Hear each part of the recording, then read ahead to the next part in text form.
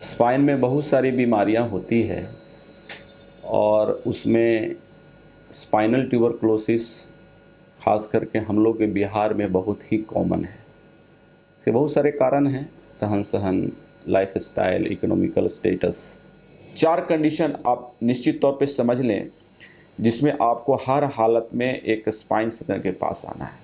Number 1, अगर medical treatment चल रहा है आपकी 5 महीना, 4 महीना, 6 महीने से, और आपको लगता है जो हम लोग जांच करने का जो पैरामीटर है, ब्लड टेस्ट करते हैं, दूसरा आपका सेहत है, भूख लगना, फीवर जो आता है, जो सिम्टोमेटिक आपको कंप्लेन था उसमें रिडक्शन होना, ठीक होना, तो आप समझ रहे हैं कि आपका दवा काम कर रही है। लेकिन अगर दवा के बावजूद अगर ठीक नहीं हो रहा है या जितना था उतना ही रह गया है, तब आपको हम लोग के पास आना चाहिए कि रिवैल्यूएट करना क्यों क्या बात है। पहला इंडिकेशन कि उसकी सर्जरी की आवश्यकता हो सकती है, हमें एक्सपर्ट के पास जाना चाहिए और सर्जरी कराना चाहिए। दूसरा कारण होता है एकाएक रात में सोए हुए हैं, कल चल रहे थे, एकाएक जब सुबह उठे तो पैर नहीं चल रहा, मतलब सडन ऑनसेट ऑफ पैराप्लेजिया, पैर या हाथ एकाएक गुम हो जाए, उस कंडीशन में आप सर्जरी कराना होगा। तीसरा जो कारण है, जो आप ट्रीटमेंट जो आप कर रहे हैं डिटोरेट करने लगे, ट्रीटमेंट के बावजूद भी, उस ठीक ना होने के बावजूद वो डिटोरेट कर जाए, तो भी आप इसको सर्जरी की सलाह देते हैं हम लोग और सर्जरी करानी चाहिए।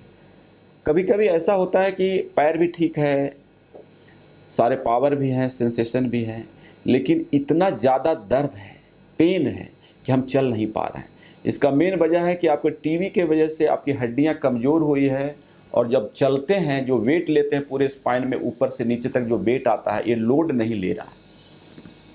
उस कंडीशन में भी सर्जरी करानी होती है।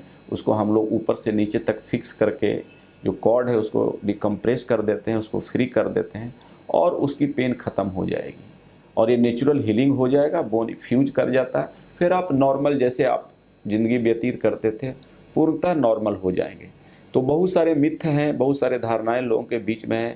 हम इसको दूर करना चाहते हैं कि आप इसके अपवाद में मत रहें, लोगों के सोच से थोड़ा ऊपर उठें और एक्सपर्ट लोगों से मिलें।